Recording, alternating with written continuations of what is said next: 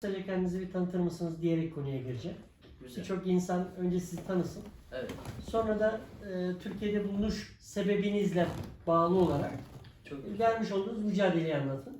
Bu konuda Türkiye Cumhuriyeti'nin size yaklaşımını ve bu konudaki sizin vermiş olduğunuz mücadeleye bakış açısını verin.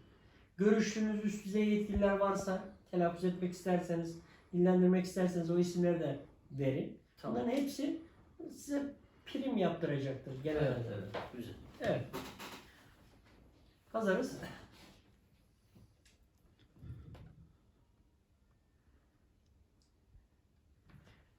Kısaca bir kendinizi tanıtır mısınız? Ben Doğu Türkistan Cumhurbaşkanı Abdülveli Buğrahan Osman. 1985 yılı 10. ayının biri dünyaya geldim.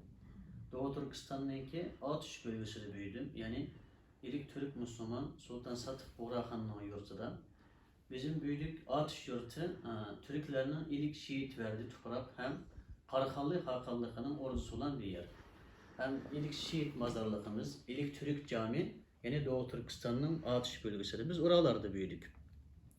Doğu Türkistan'da eğitim aldık. Bir yandan yani okulda okuduk, bir yandan dini hem siyasi eğitim aldık. Doğu Türkistan'da milli ve dini eğitim almak yasak olduğu için biz gizli eğitim aldık hocalarımızdan. Ama maalesef zalim için bizi eğitim veren yani aksakallarımızı, bizim hocalarımızı şehit ettiler. Bunun biri Doğu Türkistan'ın en büyük alimi Muhammed Salih Dermollavi'ydi. 3 sene önce Çin zindanında 84 yaşında şehit oldu. Tek suçu Kur'an-ı Kerim'i Uygur Türkçe çevirmek, hem Riyaseli, Peygamberimizin tarihi gibi çok kıymetli dini kitaplarını yazmak ve tercüme etmek.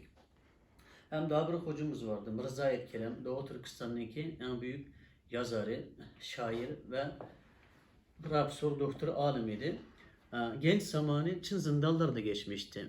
17 yaşında sandık içindeki bebek adına bir şiir yazıyor.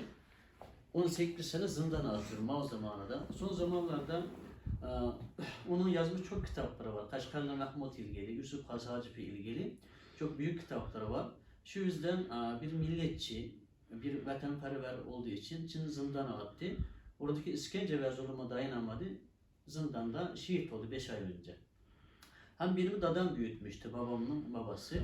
Dadamın genç zamanı Çin zindanlarda geçmişti. Tek suçu dedi ki Çin Cumhurbaşkanı Mao. Mao'nu küfür etti diyerek 18 sene zindanda geçti. Aşağı yukarı 20 sene. Mao öldükten sonra serbest bırakıldı. Kendi oğlunu kendisi büyütemediği için beni anamdan aldılar, beni kendisi büyüttü. Bizi bir vatan, bir millet sever, bir ruhla büyüttü. Küçüğümüzden bir lider olarak yetiştirmişti.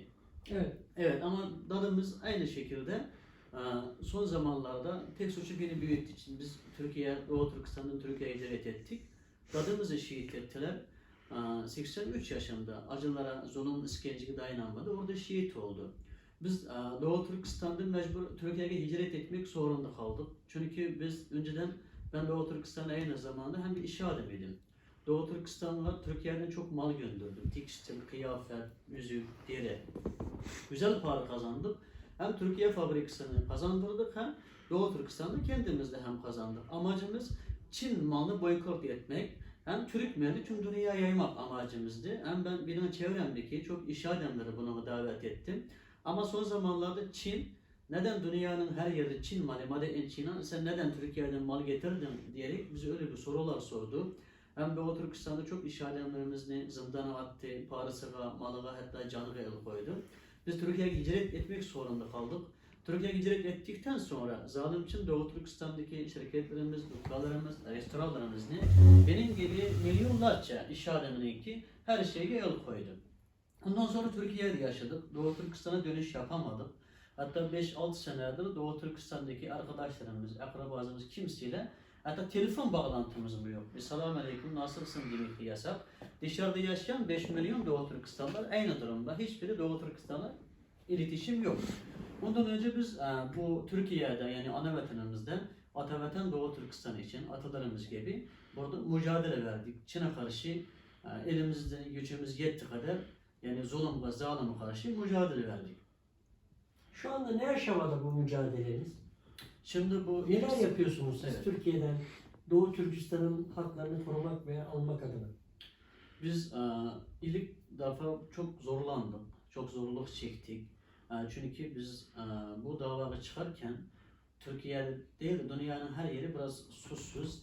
Hem Doğu Türkistan çok sahipsiz idi. Kendimizi tanıtmak, hem Doğu Türkistan zulmünü anlatmakta çok zorlandık. Ama son zamanlarda Allah'ın yardımı, Allah'ın izniyle dünyanın her yerinde Doğu Türkistan davası gündeme gelmeye başladı.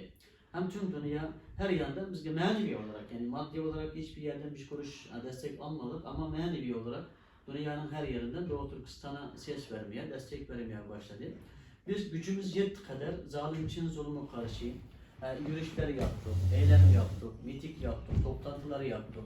Tüm siyasi parti genel başkanlarını hem siyasi partilerini ziyarette bulunduk, Çin zulmünü anlattık, meclislerini ziyaret ettik. Hem bu büyükelçilikler, başka devletler, yani Çin'e karşı olan Doğu Türkistan'ı destekleyen aşağı yukarı 43 devlet var, Allah razı olsun. Bu devletlerle görüşmeler başladı. Elimizden ne gelirse zaten bunu yapmak için uğraştık yani. Türkiye Cumhuriyeti'nin bu zulme bakış açısı ne ve size ne kadar yardımcı olabiliyor? Bu konuda Türkiye'nin pozisyonu ne? Mesela Türkiye devletimizdeki Doğu Türkistan ile ilgili sosyal medyalarda çok eleştiriler var. Mesela Türkiye Suriye'ye sahip çıktı, Filistin'e sahip çıktı, neden Doğu Türkistan'a sahip çıkmadı, sessiz kaldı gibi eleştiriler var. Ama Türkiye devletimiz bir Müslüman olarak, bir Türk olarak Doğu Türkistan'a Türkiye gibi hiçbir Müslüman devleti, hiçbir Türk devleti sahip çıkmadı. Bir Türkiye devleti Doğu Türkistan'a yani en büyük destek veren, mesela bana göre kendi gözüm gördü zaten, vatandaşlarımız da şahit, Türkiye devletimiz en büyük destek verdi. Mesela başka devletler Doğu Türkistan Uygur Türklerini, Mısır, Suudi Arabistan, başka devletler Çin'e teslim etti. Türkiye Allah razı olsun zulümün, zalimle karşı dik durdu. Hiçbir Uygur Türk'ünü Çin'e teslim etmedi. Hem Türkiye'de yaşayan Uygur Türklerine vatandaşlık, kimlik verdi. Hem hala veriyor inşallah. Çok yakın zamanda tüm Doğu Türkistanlılar TC vatandaş olup bu vatandaşsızlık bu sıkıntıdan kurtulacaktır inşallah.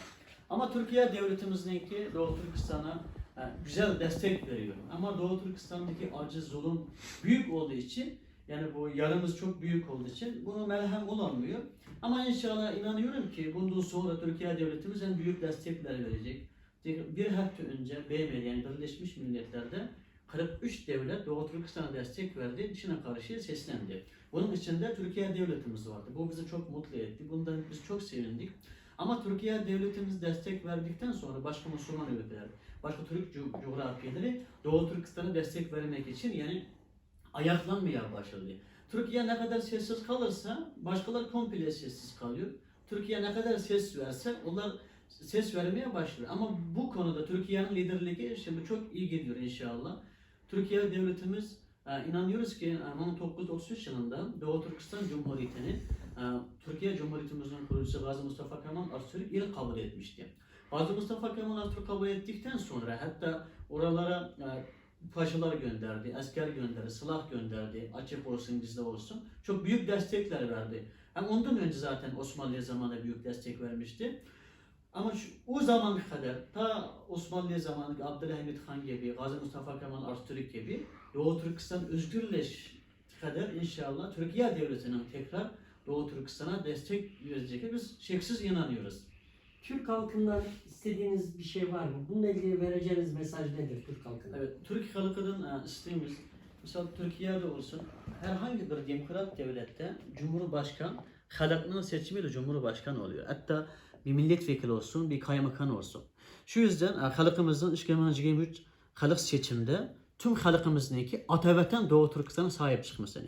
Kim Atabatan Doğu Türkistan'a sahip çıkarsa, oradaki din kardeşlere, kan kardeşlere sahip çıkarsa onun yanında olmasını, ona oy vermesini hem Türkiye devletimizin hem Türkiye Büyük Meclisi'nin ki Doğu Türkistan'a büyük destek, yani açık destek vermişsin. Suriye'ye arkandaki dindaş kardeşlerimize destek verdiği gibi da büyük destek vermişsin. Halkımızın ki buna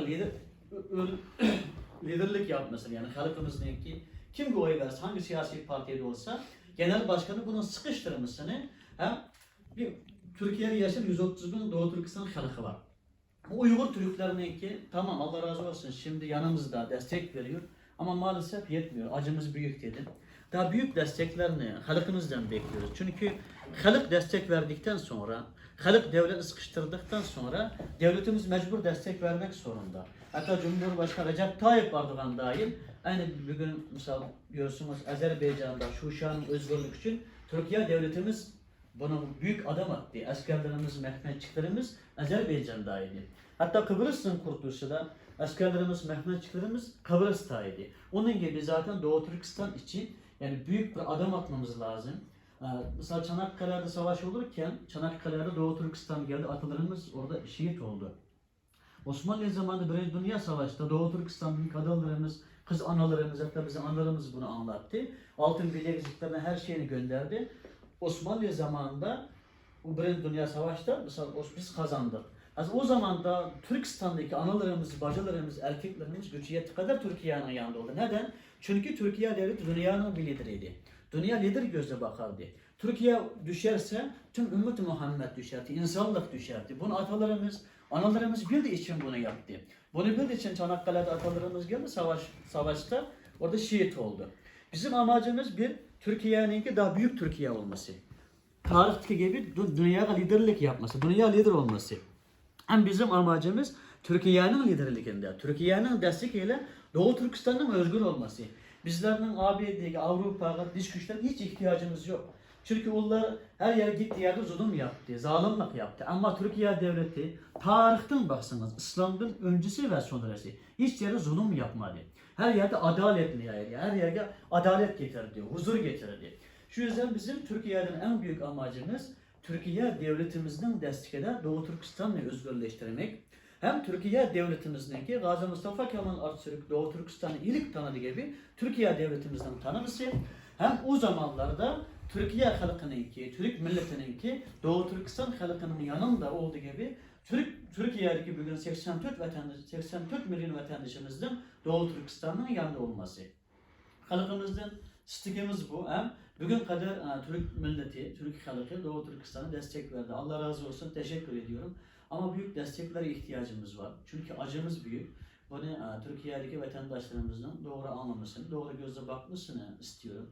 Ama biz gibi çok bir soru var. Neden Doğu Türkistan Cumhurbaşkanı Türkiye'li?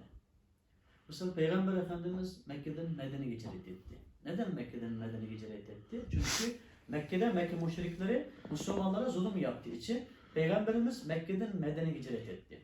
Peygamberimiz Mekke'den Medine'ye hicret ederken Medine halkı Peygamberimizden sen neden Medine'de diye soru soramadı. Ama Mekke müşrikler dedi. Neden Muhammed Medine dedi. Ama bizden Türk halkımızdan, Türk vatandaşlarımızdan bizden neden Türkiye'de dedi sorusuna cevabımız çünkü burası bizim ana vatanımız. Burası ata vatanımız. Orada zulüm var, işkence var. Biz hicret etmek zorunda kaldık. Peygamberimiz Mekke'den Medine'ye hicret ettiği gibi biz Doğu Türkistan'dan Türkiye'ye hicret ettik.